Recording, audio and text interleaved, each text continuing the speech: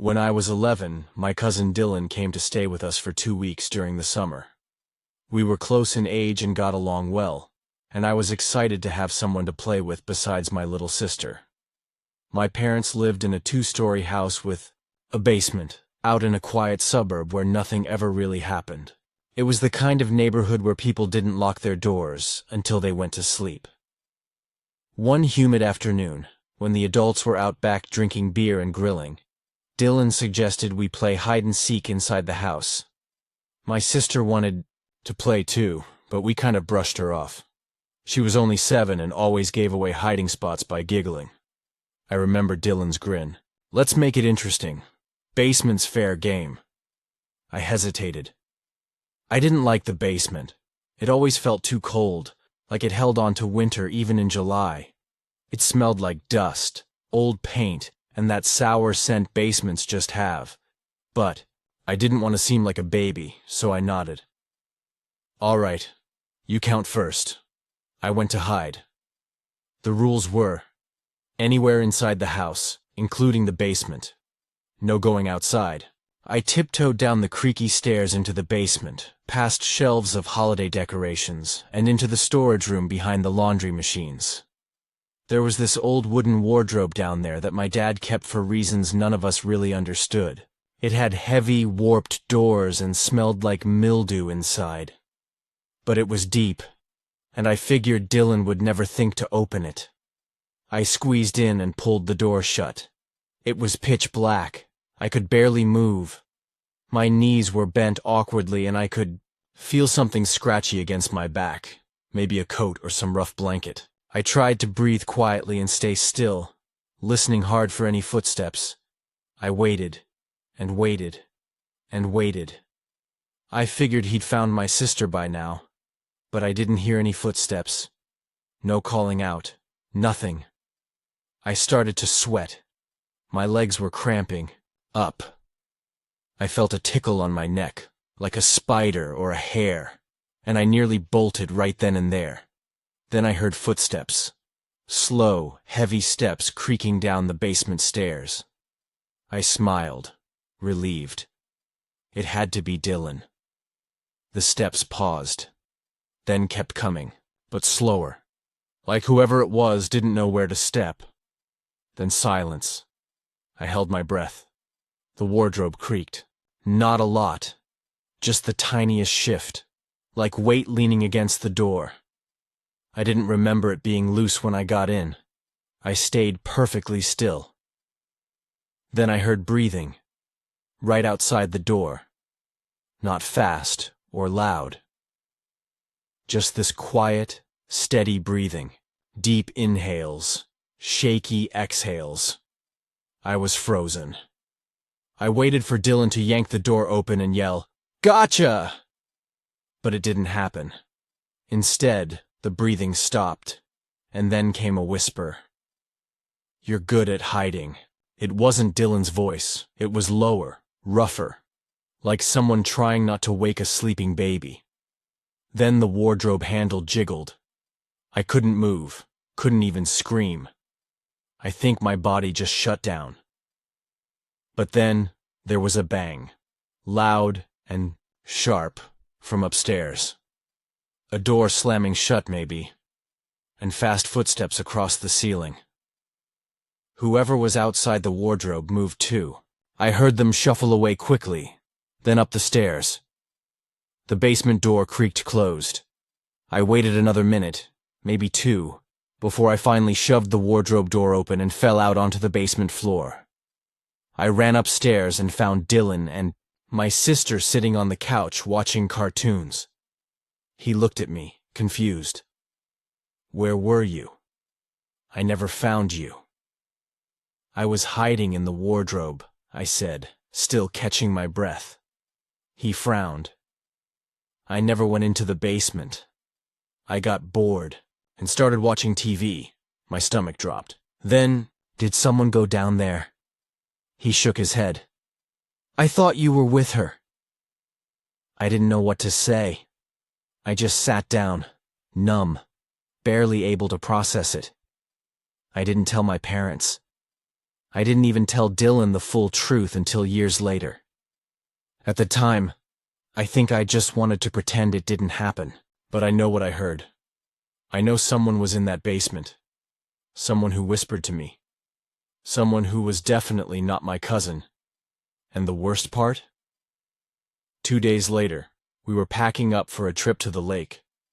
My dad asked if I could grab a cooler from the basement. I really didn't want to, but I also didn't want to explain why. So I went down. And the wardrobe? The doors were wide open. Inside, something had been scratched into the wood. Don't count past 10. I never played hide and seek again.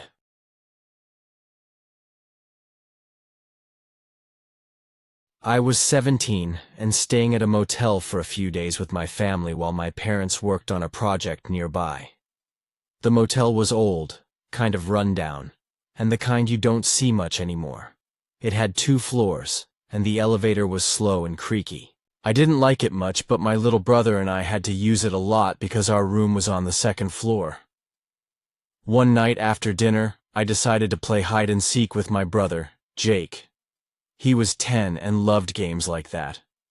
We wanted to make it a little more fun, so we agreed the elevator counted as a hiding place. It was strange, but we thought it would be funny to see if one of us could hide inside the elevator while the other tried to find him. Jake volunteered to hide. First, I closed my eyes and counted to 30 while standing near the stairs. I could hear him move around the lobby. Soft footsteps, doors opening and closing. When I finished counting, I looked for him. I checked under the front desk, which was empty, behind the vending machines, and inside the lobby bathroom. No Jake. Then, I heard the elevator ding and the doors open on the 2nd floor. I walked over, expecting Jake to jump out and yell, "Gotcha!" But the elevator was empty. I frowned and pressed the button to call it down again. The doors opened on the 1st floor again. Still empty. That's when I noticed something strange. The elevator had a small scratch on the inside wall. It wasn't there before, or at least I didn't remember it. I touched it lightly, then I heard a soft tap. Not from the elevator, but from the hallway behind me. I turned quickly. No one. I shrugged it off and pressed the elevator button again. The doors slid open, and this time I stepped inside. The smell was odd, like damp metal mixed with something else I couldn't place. I pressed the button for the 2nd floor. The elevator began to rise slowly, then stopped. The lights flickered. The display above the doors said 1, then 0, then nothing. The lights went completely out. I could barely breathe. I pressed the emergency button, but all I got was static. I heard the elevator creak and shift, and then a voice. Soft, whispering my name. Ben. My heart froze. I called out, "Jake, is that you?"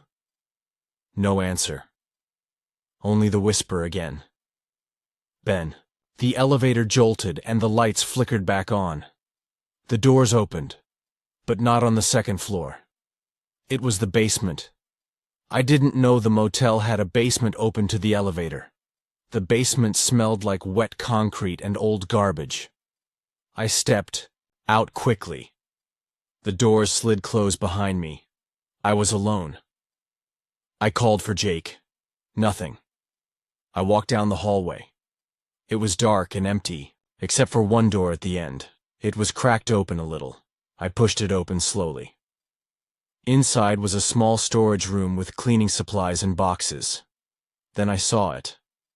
On the floor was a pair of shoes. Small shoes like Jake's. Next to them was a small note, written in pencil. "Don't look back." I swallowed hard. I heard the elevator ding from behind me. The doors opened again on the basement floor. The lights were flickering. Then the elevator started to rise. I jumped back inside. The doors closed quickly. The elevator rose without stopping. This time, when the doors opened again, I was back in the lobby. Jake was standing by the front desk, looking confused. "I was hiding in the laundry room," he said. I stared at him, then at the elevator. I think something was in there with me." He looked at me with wide eyes. "What did it look like?" "I didn't see it clearly," he said. "It was just cold. And I heard a whisper." We both shivered. The next day, the motel manager told us that the basement elevator shaft had been closed for years after an accident. A worker had fallen down it and died. No one was supposed to use the basement elevator button. We didn't tell anyone about the whisper or the note. And we never played hide and seek in the motel again.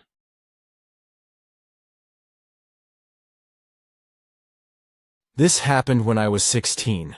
I was babysitting for a family who lived just 2 streets over from mine. It was a quiet, safe neighborhood, and I had babysat for them a few times before. Their 2 kids, a boy named Ethan, who was 8, and a girl named Lily, who was 6, were well behaved. It was easy money, and I never had a reason to feel uneasy around their house, until that one night. It was a Saturday evening. The parents were going to a wedding reception and would be back late, around midnight.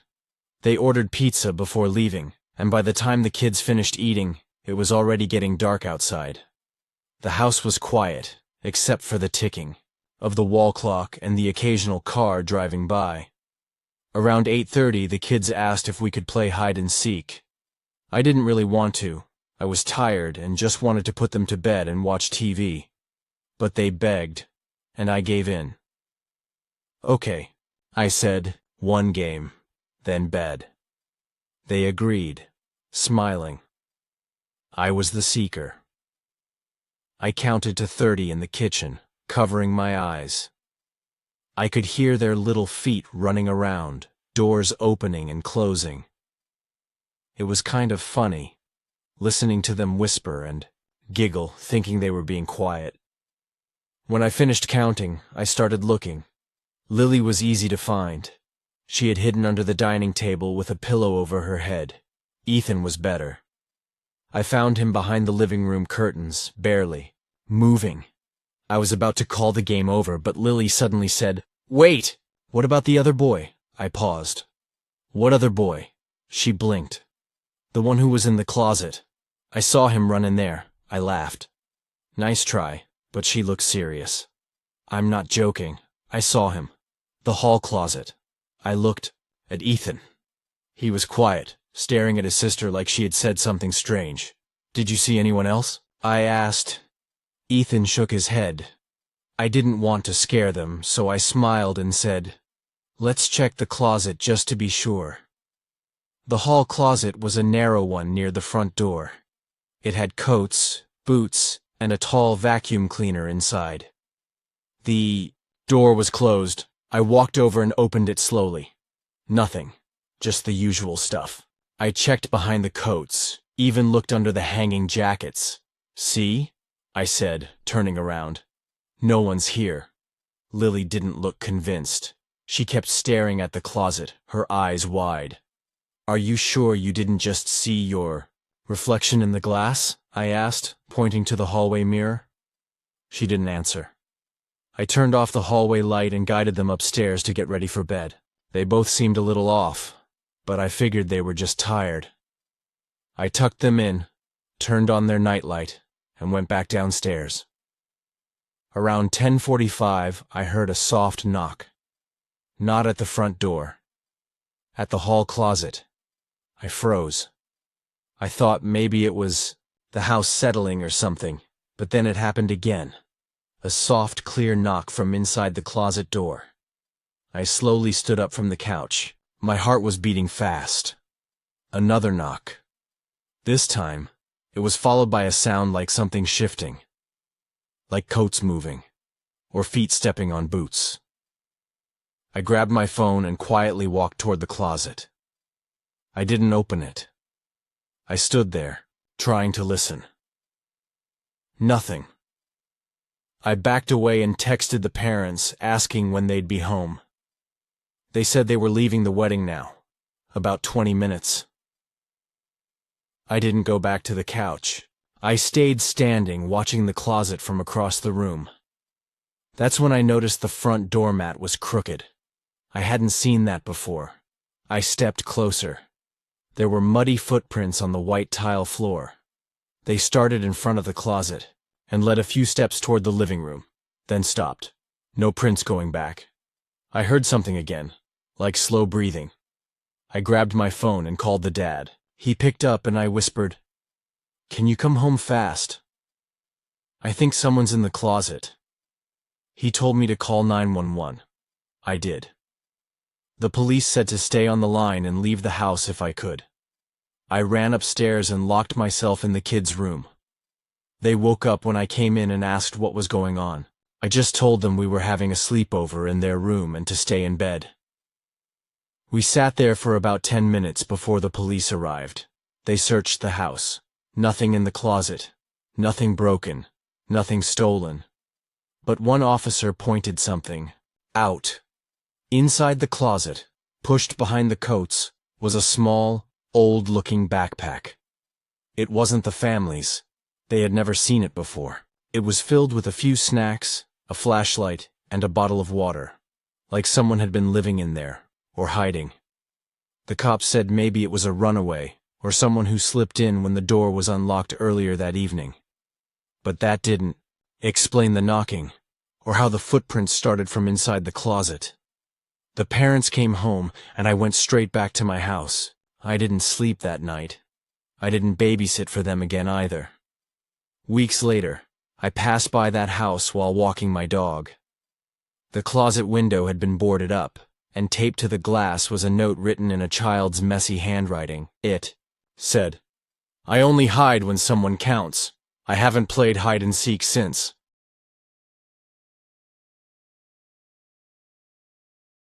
This happened to me when I was about 14. My family had just moved into an old house on the edge of town. It wasn't a big house, just 2 floors and a basement, but it was cheap and close to my school. The neighborhood was quiet, and the neighbors were nice, so at first I didn't mind it. The basement, though, was always weird. It smelled like damp earth and mold. The walls were bare concrete, and the single light bulb hanging from the ceiling flickered sometimes. The floor was cold and dusty. I never went down there unless I had to. One weekend, my friends came over. There were 4 of us total. Me, my best friend Jason, and 2 other guys from school, Mark and Aaron. We were bored and looking for something fun to do. Jason suggested we play hide and seek, but with a twist. "The basement counts as a hiding place," he said. "If you hide down there, you can stay hidden as long as you want." We all agreed. It sounded like a cool idea. I was the seeker. First. I closed my eyes and counted to 50 while the others ran off. I started looking on the main floor. Mark was easy. He was hiding behind the living room curtains. Aaron was behind the couch cushions. But Jason was nowhere to be found. I called his name and looked around the basement door, but it was closed. Then I heard something. A soft scratching sound coming from the basement stairs. I froze. The scratching kept going, slow and light, like fingernails on the wood. I swallowed hard and opened the basement door. A cold wave hit me. The basement was darker than usual. The single light bulb was flickering like it was about to die. I could hear the scratching again, coming from the far corner. I started walking down the stairs, my heart pounding. When I got to the bottom, I saw something that made my blood run cold. The basement door slammed shut behind me. I jumped, then ran to the door and tried to open it. It was locked. I twisted the handle hard, but it didn't budge. The scratching stopped. The silence was worse. I took out my phone to call for help. No signal. I was trapped. I turned around slowly and shone my phone's flashlight toward the corner where I heard the scratching. Nothing. Just old boxes and cobwebs. Then I heard breathing. Soft, slow, right behind me. I spun around. No one. I told myself it was just my imagination.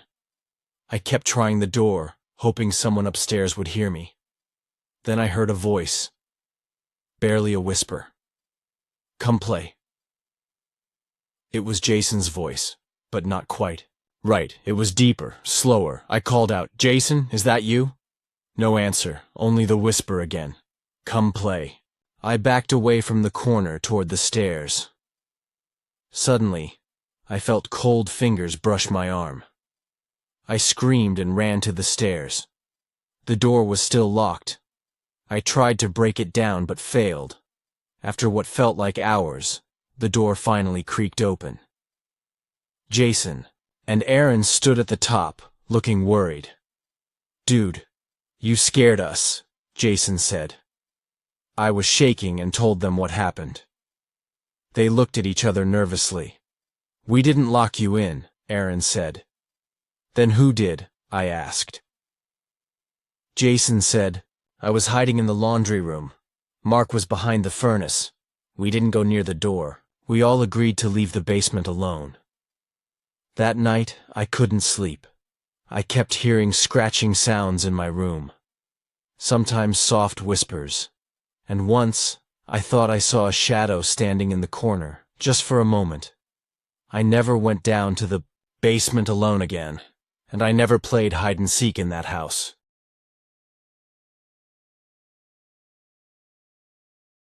This story happened to me last year. I live in a small town, and sometimes I like to go for a walk in the evening to clear my mind. One night, after dinner, I decided to walk down a quiet road near my house. It's not a busy street, more like a long path with trees on both sides and only a few houses scattered around. It was about 9 p.m., and the streetlights flickered weakly, casting long shadows across the pavement. The air was cool and smelled like wet leaves and grass. I didn't see many people around, just the quiet hum of crickets and the occasional rustle of the wind. As I walked, I heard something. A soft tapping sound, like footsteps, but lighter. I looked behind me, but the road was empty. I shrugged and kept walking. Then I heard the tapping again, a little faster this time. I glanced back quickly. Still no one. I told myself I was imagining things. Suddenly, I heard a voice call out softly, "Ready or not, here I come." I stopped. That voice. It sounded like a child's. I looked around, but the road was empty. Then I noticed a small figure darting behind a tree up ahead. I thought, is someone playing hide-and-seek out here? In the dark, curious, I called out, "Hey, who's there?" No answer. I kept walking toward the tree. The figure wasn't there anymore. The road ahead was empty again. I felt a chill crawl down my spine. I decided to turn back. As I turned, I heard footsteps behind me, fast and soft. I started to walk faster. The footsteps matched mine. When I stopped, they stopped. When I ran, they ran. I was scared now. I didn't want to look back. I kept moving until I reached a small bridge over a creek. There was a faint glow coming from under the bridge. I bent down to see what it was. A small flashlight lying on the ground. I picked it up. Then I heard a whisper right beside my ear. "Found you." I spun around, but no one was there. My heart was pounding. I started running. I didn't stop until I got home. When I locked the door behind me, I felt safe. But then I heard tapping on my window. Soft, steady, like someone knocking. I looked outside. Nothing. No one. I stayed awake all night, listening to the tapping. When morning came, I checked the flashlight. It was still on, but the batteries were dead, and I never went for a walk on that quiet road again.